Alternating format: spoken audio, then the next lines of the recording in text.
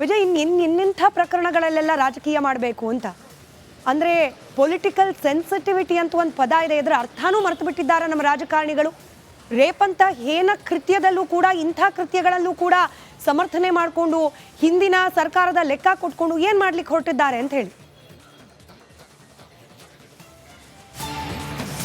ಇದು ಆಶ್ಚರ್ಯದ ಜೊತೆಗೆ ಈ ರೀತಿನೂ ಕೂಡ ಸಮರ್ಥನೆ ಅಥವಾ ಹೋಲಿಕೆ ಮಾಡಬಹುದಾ ಅನ್ನೋ ಒಂದು ಆತಂಕ ಶುರುವಾಗಿರುವಂಥದ್ದು.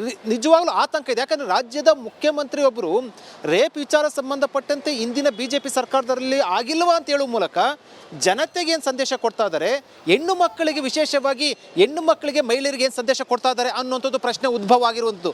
ಹಿಂದೆ BJP ಸರ್ಕಾರದಲ್ಲಿ ಇದೇ ರೀತಿ ಒಂದು ಪ್ರಕರಣ ಆದಾಗ ಆಗ ಸಚಿವರಾಗಿದ್ದಂಥ ಈಶ್ವರಪ್ಪರು ಒಂದು ಹೇಳಿಕೆಯನ್ನು ಕೊಟ್ಟರು. ಅಲ್ಲಿ ವರದಿಗಾರ್ತಿ ಕೇಳುವಂಥ ಪ್ರಶ್ನೆಗೆ ಆಗ ಕೊಟ್ಟಂತ ಹೇಳಿಕೆಗೆ ಇದೇ ಕಾಂಗ್ರೆಸ್ ನಾಯಕರು ಏನು ಹೇಳಿದ್ರು, ಸೂಕ್ಷ್ಮತೆ ಇಲ್ವಾ ಅಷ್ಟೊಂದು ಕೂಡ ಸಿಕ್ಕಾಪಟ್ಟೆ ಮಾತಾಡಿದ್ರು.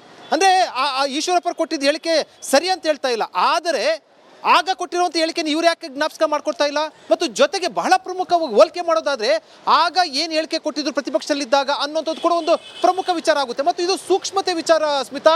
ಯಾವುದೇ ಕಾರಣಕ್ಕೂ ಕೂಡ ಇದನ್ನು ಹೋಲಿಕೆ ಮಾಡೋಂಥದ್ದು ಕೂಡ ಮೊದಲು ಹಿಂದಿನ ಸರ್ಕಾರದಲ್ಲಿ ಆಗಿತ್ತು, ಅದ್ರ ಹಿಂದಿನ ಸರ್ಕಾರದಲ್ಲಿ ಆಗಿಲ್ವಾ ಅಂತ ಹೋಲಿಕೆ ಮಾಡಿದೆ ಮೊದಲು ದೊಡ್ಡ ತಪ್ಪು. ಹಂಗಾರೆ ಅದನ್ನು ಅಷ್ಟೊಂದು ಲೈಟಾಗಿ ತುಂಬ ಹಗುರವಾಗಿ ಈ ಪ್ರಕರಣ ತೆಗೆದುಕೊಂಡ್ರ ಅನ್ನುವಂಥದ್ದು. ಮತ್ತು ಪೊಲೀಸರು ತನಿಖೆ ಮಾಡಬೇಕು, ಉಗ್ರ ಶಿಕ್ಷೆ ಕೊಡಬೇಕು, ಕಠಿಣ ಶಿಕ್ಷೆ ಕೊಡಬೇಕು. ಇಂಥ ಸಂದರ್ಭದಲ್ಲಿ ಮುಖ್ಯಮಂತ್ರಿಗಳೇ ಈ ರೀತಿ ಹಗುರವಾದ ಹೇಳಿಕೆಯನ್ನು ಏನು ಮಾತನ್ನು ಹೇಳಿದ್ರೆ ಮತ್ತು ತನಿಖೆ ಯಾವ ಹಾದಿಯಲ್ಲಿ ಸಾಗುತ್ತೆ ಅನ್ನೋಂಥದ್ದು ಕೂಡ ಒಂದು ಅನುಮಾನಕ್ಕೆ ಪ್ರಶ್ನೆ ಉಂಟಾಗುವಂಥದ್ದು. ಜೊತೆಗೆ ಇಂಥ ವಿಚಾರಗಳಲ್ಲಿ ಸೂಕ್ಷ್ಮತೆ ಇರಬೇಕಾಗುತ್ತೆ. ಮತ್ತು ಈಗ ಕ್ರೈಮ್ ರೇಟು ಸಂಬಂಧಪಟ್ಟಂತೆ ನಾವು ನೋಡೋದಾದರೆ ಸ್ಕ್ರೀನ್ ಮೇಲೆ ನೋಡ್ತಾ ಇದ್ದೀರಾ, ಕ್ರೈಮ್ ರೇಟು ಹೆಚ್ಚಾಗ್ತಾ ಇರುವಂಥದ್ದು. ಪೊಲೀಸ್ ಇಲಾಖೆ ಆಕ್ಟಿವ್ ಆಗಿದ್ದರೆ ಆ ರೇಟ್ ಇದೆಯಲ್ಲ ಕ್ರೈಮ್ ರೇಟು ಅದು ಡೌನ್ಫಾಲ್ ಆಗಬೇಕಾಗಿರುವಂಥದ್ದು. ಪ್ರಕರಣಗಳನ್ನು ಇತ್ಯರ್ಥ ಮಾಡುವ ನಿಟ್ಟಿನಲ್ಲಿ, ಆರೋಪಿಗಳನ್ನ ಬಂಧಿಸುವ ನಿಟ್ಟಿನಲ್ಲಿ ಆ ಪ್ರಕರಣ ರೇಟು ಜಾಸ್ತಿ ಆಗಬೇಕು, ಆಗ ಪೊಲೀಸ್ ಇಲಾಖೆ ಆಕ್ಟಿವ್ ಆಗಿದೆ ಅಂತ. ಅಂದರೆ ಇವೆಲ್ಲವನ್ನು ಕೂಡ ನೋಡ್ತಾ ಇದ್ದರೆ ದಿನೇ ದಿನೇ ಏನು ಕಾನೂನು ಸುವ್ಯವಸ್ಥೆ ಸಂಬಂಧಪಟ್ಟಂತೆ ಒಂದಷ್ಟು ಪ್ರಶ್ನೆ ಎದುರಾಗ್ತಾ ಇರುವಂಥದ್ದು. ಜೊತೆಗೆ ರೇಪ್ ಕೇಸ್ ಆಗ್ತಾ ಇರುವಂಥ ಪ್ರಕರಣವನ್ನು ಕೂಡ ತುಂಬ ಹಗುರವಾಗಿ ರೀತಿಯಲ್ಲಿ ತೆಗೆದುಕೊಂಡು ಇದರಲ್ಲೂ ಕೂಡ ರಾಜಕೀಯ ಮಾತಾಡುವಂಥದ್ದು. ಅಂದರೆ ಇಂದಿನ BJP ಸರ್ಕಾರದಲ್ಲಿ ಆಗಿಲ್ವಾ, ಯಾವುದೇ ಸರ್ಕಾರಲ್ಲಾಗಲಿ ಆಳು ಬಿದ್ದೋಗಲಿ ಈ ಪ್ರಕರಣ ನಡೀಲೇಬಾರ್ದು, ಯಾವುದೇ ಸರ್ಕಾರಲಾದರೂ ಕೂಡ. ಅಂಥ ಸಂದರ್ಭದಲ್ಲಿ ಈಗ ಮುಖ್ಯಮಂತ್ರಿಗಳು ಇಂದಿನ ಸರ್ಕಾರದಲ್ಲಾಗಿತ್ತು, BJP ಸರ್ಕಾರದಲ್ಲಾಗಿತ್ತು, ಈಗ ನಾವು ಕ್ರಮ ಕೈಗೊಳ್ತೀವಿ, ಇವೆಲ್ಲವೂ ಕೂಡ ಹೇಳಿಕೆ ಯಾವ ಸಂದೇಶ ಕೊಡುತ್ತೆ ಅನ್ನೋಂಥದ್ದು ಕೂಡ ಒಂದು ಸಾರ್ವಜನಿಕವಾಗಿ ಆಕ್ರೋಶವನ್ನು ವ್ಯಕ್ತ ಆಗಿರುವಂಥದ್ದು ಸ್ಮಿತಾ. ರೈಟ್, ಧನ್ಯವಾದ ವಿಜಯ್ ಮಾಹಿತಿಗಾಗಿ. ವಿಜಯ್ ಇನ್ನಿಂಥ ಪ್ರಕರಣಗಳಲ್ಲೆಲ್ಲ ರಾಜಕೀಯ ಮಾಡಬೇಕು ಅಂತ ಅಂದರೆ ಪೊಲಿಟಿಕಲ್ ಸೆನ್ಸಿಟಿವಿಟಿ ಅಂತ ಒಂದು ಪದ ಇದೆ, ಇದರ ಅರ್ಥನೂ ಮರೆತು ಬಿಟ್ಟಿದ್ದಾರೆ ನಮ್ಮ ರಾಜಕಾರಣಿಗಳು. ರೇಪ್ ಅಂತ ಹೇನ ಕೃತ್ಯದಲ್ಲೂ ಕೂಡ ಇಂಥ ಕೃತ್ಯಗಳಲ್ಲೂ ಕೂಡ ಸಮರ್ಥನೆ ಮಾಡಿಕೊಂಡು ಹಿಂದಿನ ಸರ್ಕಾರದ ಲೆಕ್ಕ ಕೊಟ್ಕೊಂಡು ಏನು ಮಾಡ್ಲಿಕ್ಕೆ ಹೊರಟಿದ್ದಾರೆ ಅಂತ ಹೇಳಿ. ಇದು ಆಶ್ಚರ್ಯದ ಜೊತೆಗೆ ಈ ರೀತಿನೂ ಕೂಡ ಸಮರ್ಥನೆ ಅಥವಾ ಹೋಲಿಕೆ ಮಾಡಬಹುದಾ ಅನ್ನೋ ಒಂದು ಆತಂಕ ಶುರುವಾಗಿರುವಂಥದ್ದು. ನಿಜವಾಗ್ಲೂ ಆತಂಕ ಇದೆ. ಯಾಕಂದರೆ ರಾಜ್ಯದ ಮುಖ್ಯಮಂತ್ರಿ ಒಬ್ಬರು ರೇಪ್ ವಿಚಾರ ಸಂಬಂಧಪಟ್ಟಂತೆ ಇಂದಿನ BJP ಸರ್ಕಾರದಲ್ಲಿ ಆಗಿಲ್ವಾ ಅಂತ ಹೇಳುವ ಮೂಲಕ ಜನತೆಗೆ ಏನು ಸಂದೇಶ ಕೊಡ್ತಾ ಇದ್ದಾರೆ, ಹೆಣ್ಣು ಮಕ್ಕಳಿಗೆ ವಿಶೇಷವಾಗಿ ಹೆಣ್ಣು ಮಕ್ಕಳಿಗೆ ಮಹಿಳೆಯರಿಗೆ ಏನು ಸಂದೇಶ ಕೊಡ್ತಾ ಇದ್ದಾರೆ ಅನ್ನೋಂಥದ್ದು ಪ್ರಶ್ನೆ ಉದ್ಭವ ಆಗಿರುವಂಥದ್ದು. ಹಿಂದೆ BJP ಸರ್ಕಾರದಲ್ಲಿ ಇದೇ ರೀತಿ ಒಂದು ಪ್ರಕರಣ ಆದಾಗ ಆಗ ಸಚಿವರಾಗಿದ್ದಂಥ ಈಶ್ವರಪ್ಪರು ಒಂದು ಹೇಳಿಕೆಯನ್ನು ಕೊಟ್ಟರು. ಅಲ್ಲಿ ವರದಿಗಾರ್ತಿ ಕೇಳುವಂಥ ಪ್ರಶ್ನೆಗೆ ಆಗ ಕೊಟ್ಟಂತ ಹೇಳಿಕೆಗೆ ಇದೇ ಕಾಂಗ್ರೆಸ್ ನಾಯಕರು ಏನು ಹೇಳಿದ್ರು, ಸೂಕ್ಷ್ಮತೆ ಇಲ್ವಾ ಅಷ್ಟೊಂದು ಕೂಡ ಸಿಕ್ಕಾಪಟ್ಟೆ ಮಾತಾಡಿದ್ರು.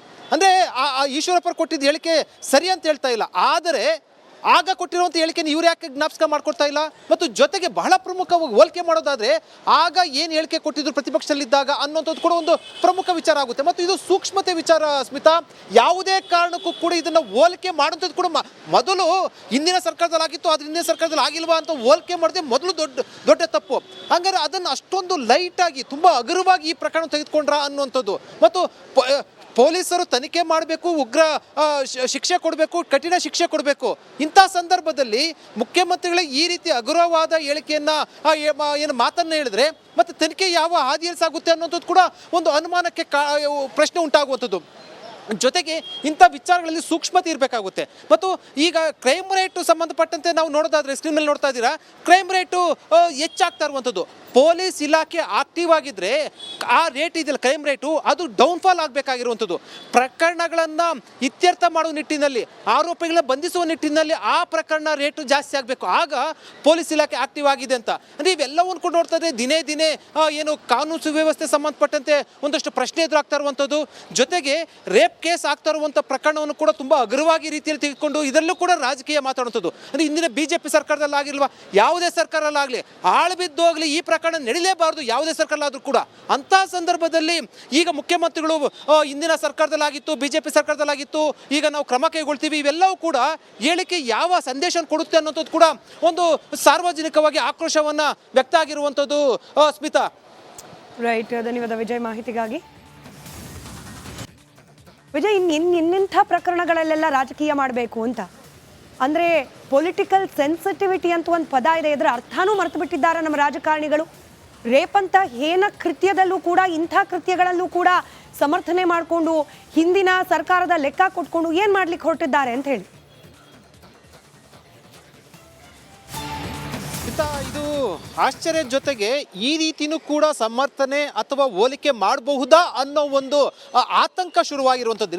ನಿಜವಾಗ್ಲೂ ಆತಂಕ ಇದೆ. ಯಾಕಂದರೆ ರಾಜ್ಯದ ಮುಖ್ಯಮಂತ್ರಿ ಒಬ್ಬರು ರೇಪ್ ವಿಚಾರ ಸಂಬಂಧಪಟ್ಟಂತೆ ಇಂದಿನ BJP ಸರ್ಕಾರದಲ್ಲಿ ಆಗಿಲ್ವಾ ಅಂತ ಹೇಳುವ ಮೂಲಕ ಜನತೆಗೆ ಏನು ಸಂದೇಶ ಕೊಡ್ತಾ ಇದ್ದಾರೆ, ಹೆಣ್ಣು ಮಕ್ಕಳಿಗೆ, ವಿಶೇಷವಾಗಿ ಹೆಣ್ಣು ಮಕ್ಕಳಿಗೆ, ಮಹಿಳೆಯರಿಗೆ ಏನು ಸಂದೇಶ ಕೊಡ್ತಾ ಇದ್ದಾರೆ ಅನ್ನೋಂಥದ್ದು ಪ್ರಶ್ನೆ ಉದ್ಭವ ಆಗಿರುವಂಥದ್ದು. ಹಿಂದೆ BJP ಸರ್ಕಾರದಲ್ಲಿ ಇದೇ ರೀತಿ ಒಂದು ಪ್ರಕರಣ ಆದಾಗ ಆಗ ಸಚಿವರಾಗಿದ್ದಂಥ ಈಶ್ವರಪ್ಪರು ಒಂದು ಹೇಳಿಕೆಯನ್ನು ಕೊಟ್ಟರು, ಅಲ್ಲಿ ವರದಿಗಾರ್ತಿ ಕೇಳುವಂಥ ಪ್ರಶ್ನೆಗೆ. ಆಗ ಕೊಟ್ಟಂಥ ಹೇಳಿಕೆಗೆ ಇದೇ ಕಾಂಗ್ರೆಸ್ ನಾಯಕರು ಏನು ಹೇಳಿದ್ರು, ಸೂಕ್ಷ್ಮತೆ ಇಲ್ವಾ ಅಷ್ಟೊಂದು ಕೂಡ ಸಿಕ್ಕಾಪಟ್ಟೆ ಮಾತಾಡಿದ್ರು. ಅಂದರೆ ಆ ಈಶ್ವರಪ್ಪರು ಕೊಟ್ಟಿದ್ದ ಹೇಳಿಕೆ ಸರಿ ಅಂತ ಹೇಳ್ತಾ ಇಲ್ಲ, ಆದರೆ ಆಗ ಕೊಟ್ಟಿರುವಂಥ ಹೇಳಿಕೆನ ಇವ್ರು ಯಾಕೆ ಜ್ಞಾಪಕ ಮಾಡ್ಕೊಡ್ತಾ ಇಲ್ಲ. ಮತ್ತು ಜೊತೆಗೆ ಬಹಳ ಪ್ರಮುಖವಾಗಿ ಹೋಲಿಕೆ ಮಾಡೋದಾದರೆ ಆಗ ಏನು ಹೇಳಿಕೆ ಕೊಟ್ಟಿದ್ರು ಪ್ರತಿಪಕ್ಷದಲ್ಲಿದ್ದಾಗ ಅನ್ನೋಂಥದ್ದು ಕೂಡ ಒಂದು ಪ್ರಮುಖ ವಿಚಾರ ಆಗುತ್ತೆ. ಮತ್ತು ಇದು ಸೂಕ್ಷ್ಮತೆ ವಿಚಾರ ಸ್ಮಿತಾ. ಯಾವುದೇ ಕಾರಣಕ್ಕೂ ಕೂಡ ಇದನ್ನು ಹೋಲಿಕೆ ಮಾಡೋಂಥದ್ದು ಕೂಡ ಮೊದಲು ಹಿಂದಿನ ಸರ್ಕಾರದಲ್ಲಿ ಆಗಿತ್ತು, ಅದ್ರ ಹಿಂದಿನ ಸರ್ಕಾರದಲ್ಲಿ ಆಗಿಲ್ವಾ ಅಂತ ಹೋಲಿಕೆ ಮಾಡಿದೆ ಮೊದಲು ದೊಡ್ಡ ತಪ್ಪು. ಹಂಗಾರೆ ಅದನ್ನು ಅಷ್ಟೊಂದು ಲೈಟಾಗಿ ತುಂಬ ಹಗುರವಾಗಿ ಈ ಪ್ರಕರಣ ತೆಗೆದುಕೊಂಡ್ರ ಅನ್ನುವಂಥದ್ದು. ಮತ್ತು ಪೊಲೀಸರು ತನಿಖೆ ಮಾಡಬೇಕು, ಉಗ್ರ ಶಿಕ್ಷೆ ಕೊಡಬೇಕು, ಕಠಿಣ ಶಿಕ್ಷೆ ಕೊಡಬೇಕು. ಇಂಥ ಸಂದರ್ಭದಲ್ಲಿ ಮುಖ್ಯಮಂತ್ರಿಗಳೇ ಈ ರೀತಿ ಹಗುರವಾದ ಹೇಳಿಕೆಯನ್ನು ಏನು ಮಾತನ್ನು ಹೇಳಿದ್ರೆ ಮತ್ತು ತನಿಖೆ ಯಾವ ಹಾದಿಯಲ್ಲಿ ಸಾಗುತ್ತೆ ಅನ್ನೋಂಥದ್ದು ಕೂಡ ಒಂದು ಅನುಮಾನಕ್ಕೆ ಪ್ರಶ್ನೆ ಉಂಟಾಗುವಂಥದ್ದು. ಜೊತೆಗೆ ಇಂಥ ವಿಚಾರಗಳಲ್ಲಿ ಸೂಕ್ಷ್ಮತೆ ಇರಬೇಕಾಗುತ್ತೆ. ಮತ್ತು ಈಗ ಕ್ರೈಮ್ ರೇಟು ಸಂಬಂಧಪಟ್ಟಂತೆ ನಾವು ನೋಡೋದಾದರೆ ಸ್ಕ್ರೀನ್ ಮೇಲೆ ನೋಡ್ತಾ ಇದ್ದೀರಾ, ಕ್ರೈಮ್ ರೇಟು ಹೆಚ್ಚಾಗ್ತಾ ಇರುವಂಥದ್ದು. ಪೊಲೀಸ್ ಇಲಾಖೆ ಆಕ್ಟಿವ್ ಆಗಿದ್ರೆ ಆ ರೇಟ್ ಇದೆಯಲ್ಲ ಕ್ರೈಮ್ ರೇಟು ಅದು ಡೌನ್ಫಾಲ್ ಆಗಬೇಕಾಗಿರುವಂಥದ್ದು. ಪ್ರಕರಣಗಳನ್ನು ಇತ್ಯರ್ಥ ಮಾಡುವ ನಿಟ್ಟಿನಲ್ಲಿ, ಆರೋಪಿಗಳ ಬಂಧಿಸುವ ನಿಟ್ಟಿನಲ್ಲಿ ಆ ಪ್ರಕರಣ ರೇಟು ಜಾಸ್ತಿ ಆಗಬೇಕು. ಆಗ ಪೊಲೀಸ್ ಇಲಾಖೆ ಆಕ್ಟಿವ್ ಆಗಿದೆ ಅಂತ. ಅಂದರೆ ಇವೆಲ್ಲವನ್ನು ಕೂಡ ನೋಡ್ತಾ ಇದ್ರೆ ದಿನೇ ದಿನೇ ಏನು ಕಾನೂನು ಸುವ್ಯವಸ್ಥೆ ಸಂಬಂಧಪಟ್ಟಂತೆ ಒಂದಷ್ಟು ಪ್ರಶ್ನೆ ಎದುರಾಗ್ತಾ ಇರುವಂಥದ್ದು.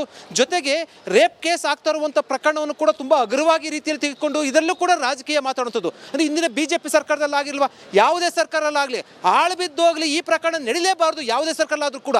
ಅಂತಹ ಸಂದರ್ಭದಲ್ಲಿ ಈಗ ಮುಖ್ಯಮಂತ್ರಿಗಳು ಇಂದಿನ ಸರ್ಕಾರದಲ್ಲಾಗಿತ್ತು, BJP ಸರ್ಕಾರದಲ್ಲಾಗಿತ್ತು, ಈಗ ನಾವು ಕ್ರಮ ಕೈಗೊಳ್ತೀವಿ, ಇವೆಲ್ಲವೂ ಕೂಡ ಹೇಳಿಕೆ ಯಾವ ಸಂದೇಶ ಕೊಡುತ್ತೆ ಅನ್ನೋಂಥದ್ದು ಕೂಡ ಒಂದು ಸಾರ್ವಜನಿಕವಾಗಿ ಆಕ್ರೋಶವನ್ನು ವ್ಯಕ್ತ ಆಗಿರುವಂಥದ್ದು. ಸ್ಮಿತಾ. ರೈಟ್, ಧನ್ಯವಾದ ವಿಜಯ್ ಮಾಹಿತಿಗಾಗಿ.